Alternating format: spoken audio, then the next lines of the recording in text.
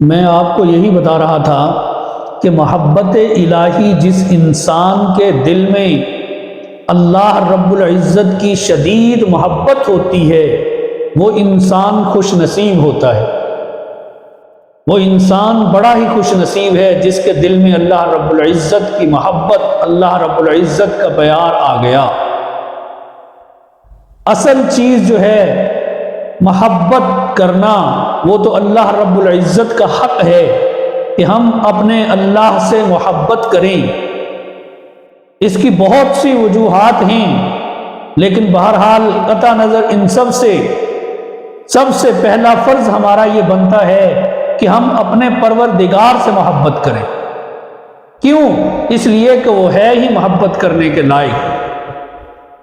جس کے دل میں اس کی محبت آ جاتی ہے پھر دنیا کی کوئی دوسری چیز اس کے دل میں نہیں سماتی، دنیا کی محبت اس کے دل میں نہیں آتی، یہ مجازی جو باقی دوسری ساری محبتیں ہیں یہ اس کے دل میں نہیں آتی۔ شرط یہ ہے کہ ایک مرتبہ اس کے دل میں اللہ کی محبت آ جائے۔ آپ یہی دیکھ لیں کہ جب انسان کسی غیر سے محبت کرتا ہے، حالانکہ جانتا ہے وہ ایک مجازی محبت ہے، جب وہ کسی غیر سے محبت کرے گا تو وہ غیر بھی یہ نہیں چاہتا کہ میری اس محبت میں کوئی دوسرا شریک ہو۔ بیوی اپنے شوہر سے یہ توقع نہیں رکھتی کہ وہ میرے علاوہ کسی دوسرے کی طرف نظر اٹھا کر دیکھے، وہ بھی اس چیز کو برداشت نہیں کرتی۔ تو جس کے دل میں اللہ کی محبت آ جائے تو اللہ رب العزت کیسے برداشت کر سکتے ہیں کہ اب میرے ہوتے ہوئے یہ غیر کی طرف جائے؟ اس کے دل میں غیر کا خیال بھی آئے، یہ اللہ رب العزت کو برداشت نہیں ہے۔ جیسے دنیا کی مجازی محبت میں بیوی اپنے شوہر سے یہ توقع نہیں رکھتی، محبوب اپنے محب سے یہ توقع نہیں رکھتا کہ میرے ہوتے ہوئے وہ کسی دوسرے کی طرف نظر اٹھائے، ایسے ہی اللہ رب العزت بھی اس چیز کی اجازت نہیں دیتے کہ میرے ہوتے ہوئے وہ کسی غیر کا خیال بھی اپنے دل میں لے کر آئے۔ آپ لوگ اچھی طرح جانتے ہیں حضرت ابراہیم خلیل اللہ علیہ السلام کو بیٹے کی پیدائش کی بڑی چاہت تھی۔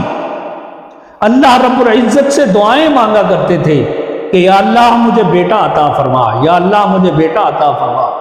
بالآخر اللہ رب العزت نے ان کی دعا کو قبول فرمایا اور ان کو اللہ رب العزت نے بیٹے کی نعمت سے نوازا۔ جب ابراہیم علیہ السلام کے ہاں بیٹے کی پیدائش ہوئی تو ایک دن ابراہیم علیہ السلام نے حضرت اسماعیل علیہ السلام کو محبت بھری نگاہ سے دیکھا۔ اب دل میں چونکہ اللہ کی محبت بسی ہے، کسی غیر کا خیال نہیں آ سکتا، لیکن جب محبت بھری نظر اپنے بیٹے کے چہرے پہ پڑی تو جو مقربین ہوتی ہیں ان کا حال عام لوگوں سے الگ ہوتا ہے۔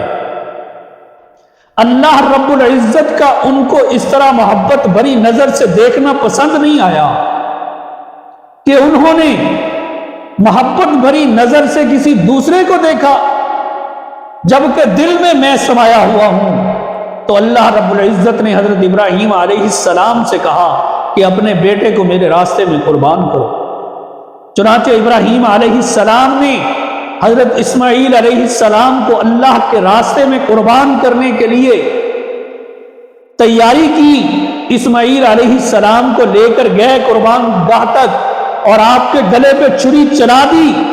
اللہ رب العزت کو پتہ چل گیا کہ اس ابراہیم کے دل میں محبت میری ہی سمائی ہوئی ہے، لہٰذا اسماعیل علیہ السلام کو اللہ رب العزت نے بچا لیا۔ کیوں؟ اس لیے کہ بیٹے کو ذبح کرانا مقصود نہیں تھا، مقصود تو کچھ اور تھا کہ اس کے دل میں میری محبت ہے یا اپنے بیٹے کی محبت ہے۔ دیکھنا تو یہ تھا، اصل مقصد یہ تھا۔ اس لیے جب یہ بات ہو گئی کہ دل میں تو صرف میں بسا ہوا ہوں، بیٹا نہیں بسا ہوا، تو پھر اللہ رب العزت نے بیٹے کو بچا لیا۔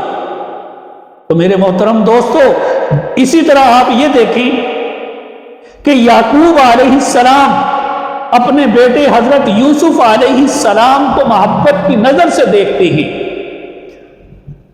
ان کا بھی اپنے بیٹے کو محبت کی نظر سے دیکھنا، کیونکہ وہ بھی اللہ کے مقرب تھے۔ اللہ رب العزت کو پسند نہیں آیا تو ان کے بیٹے کو کنویں میں ڈلوا دیا، یعقوب علیہ السلام سے جدا کر دیا، اور یعقوب علیہ السلام سے آنکھوں کی بینائی چھین لی۔ اپنے بیٹوں کو بھیجتے ہیں یوسف کی تلاش میں کہ جاؤ تلاش کر کے آؤ۔ بیٹے واپس آ جاتے ہیں، روز بھیجتے ہیں۔ ملا کر ایک دن بیٹوں نے آ کے یہ کہہ دیا کہ ابا جان آپ کا بیٹا نہیں مل سکتا۔ جب یعقوب علیہ السلام نے یہ سنا تو زبان سے یہ جاری ہوا فصبر جمیل، کہ اب تو میں صبر کرتا ہوں۔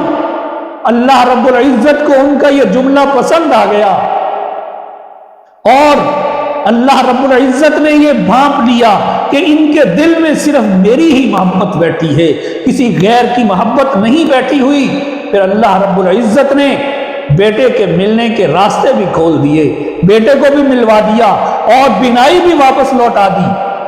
تو میرے محترم دوستو، جب دل میں اللہ بسا ہو، اللہ کی محبت وسیع ہو، تو پھر غیر کی طرف انسان اس کا خیال بھی دل میں نہیں لا سکتا۔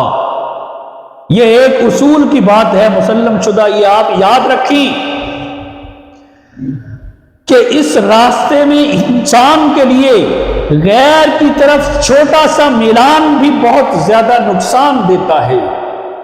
جو اللہ کی محبت لیتے ہیں اور ان کو اللہ رب العزت کی چاہت ہو جاتی ہے، وہ اللہ رب العزت کو چاہتی ہیں، ان سے محبت کرتے ہیں، دنیا کی کوئی چیز ان کے سامنے کچھ معنی نہیں رکھتی، تو پھر ایک چھوٹی سی غلطی بھی اللہ رب العزت کو پسند نہیں ہے۔ ایک چھوٹی سی ذرہ برابر غلطی بھی کی تو وہ آپ کو بہت بڑے نقصان میں ڈال دے۔ میرے محترم دوستو، موسیٰ علیہ السلام کو دیکھیں آپ کہ اللہ رب العزت سے ان کو کتنی محبت تھی، اتنی محبت کرتے تھے، دل میں اللہ رب العزت کی محبت اتنی بسی ہوئی تھی کہ اللہ رب العزت کے دیدار کی چاہت کرتے، اور صرف یہی نہیں کہ دل سے چاہ رہے ہیں بلکہ اس چاہت کا اظہار کر دیا، ربی ارنی انظر الیک، کہ اللہ مجھے اپنا دیدار کرا دیجئے، میں آپ کو دیکھنا چاہتا ہوں، میں آپ سے اتنی محبت کرتا ہوں۔ انسان جب کسی سے محبت کرتا ہے تو اپنے اس محبوب کو دیکھنے کا متمنی ہوتا ہے، اس کی ایک جھلک کے لیے تڑپتا ہے کہ مجھے ایک مرتبہ اس کی ایک جھلک نظر آ جائے۔ چنانچہ موسیٰ علیہ السلام نے بھی ایسا ہی کیا کہ یا اللہ میں آپ کا دیدار کرنا چاہتا ہوں، آپ کو دیکھنا چاہتا ہوں۔ تو اللہ رب العزت نے جواب دیا لن ترانی، تو مجھے نہیں دیکھ سکتا، تیرے اندر اتنی ہمت نہیں ہے موسیٰ کہ تو مجھے دیکھ لے، مجھے دیکھنا کوئی آسان کام نہیں ہے۔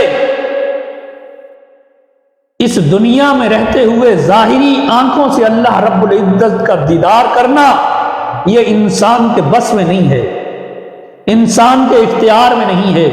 اللہ رب العزت نے ارشاد فرمایا موسیٰ کوہ طور کو دیکھو، میں اس پہ اپنی تجلی ڈالتا ہوں، اگر تو وہ تو نے دیکھ لی اور تو برداشت کر گیا تو پھر میں تجھے اپنا آپ بھی دکھا دوں۔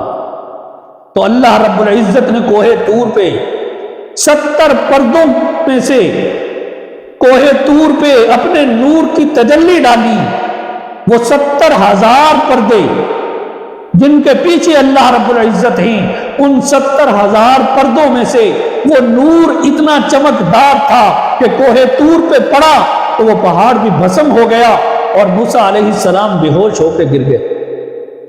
تو میرے محترم دوستو، آپ یہ سوچیں کہ جب 70,000 پردوں کے پیچھے سے اللہ رب العزت کا نور اتنی طاقت رکھتا ہے کہ 70,000 پردوں کے پیچھے سے وہ نور کی تجلی برداشت نہیں کر سکے، تو انسان ظاہری آنکھوں سے کیسے اللہ رب العزت کو اس دنیا میں دیکھ سکتا ہے؟ یہی آپ دیکھیں، حضور صلی اللہ علیہ وسلم معراج پر گئے، حضور علیہ السلام نے سب انبیاء کی امامت فرمائی، پھر حضور علیہ السلام پہلے آسمان پہ، دوسرے، تیسرے، چوتھے، پانچویں، سب کو پار کرتے ہوئے اللہ رب العزت کے پاس پہنچے۔ اللہ رب العزت سے باتیں ہوئیں۔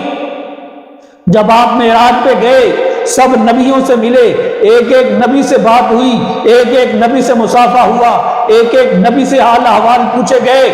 لیکن جب حضور صلی اللہ علیہ وسلم اللہ رب العزت سے ملاقات کر کے جب واپس آئے ہیں تو کسی نبی سے ملنے کا تذکرہ نہیں ہے سوائے حضرت موسیٰ علیہ السلام سے، کہ حضرت موسیٰ علیہ السلام ملتی ہیں اور بار بار آپ سے ملتی ہیں اور آپ کو بتاتی ہیں کہ نمازیں اتنی کم کرواؤ اور کم کرواؤ اور کم کرواؤ، اور بار بار محبوب سے ملاقات ہو رہی ہے۔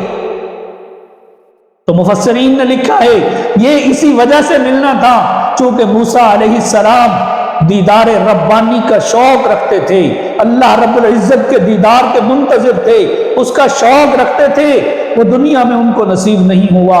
لہٰذا آپ یہ چاہتے تھے کہ میں تو یہ نہیں دیکھ سکا، لیکن جو دیکھ کے آ رہا ہے اس کو تو دیکھ سکتا ہوں۔